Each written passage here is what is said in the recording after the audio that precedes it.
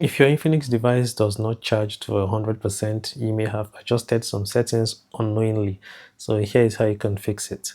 Okay, so access your settings, then scroll down to battery and power saving, tap it, tap battery health and charging, tap battery health up here.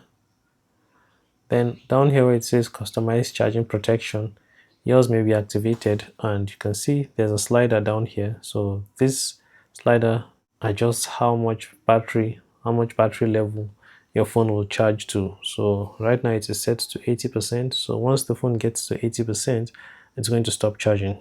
So if you want your battery to charge up to 100%, just turn this one off and you always get to 100%. But if you don't want it, you can adjust it from here.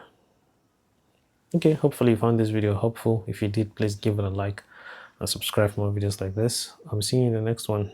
Take care and bye bye.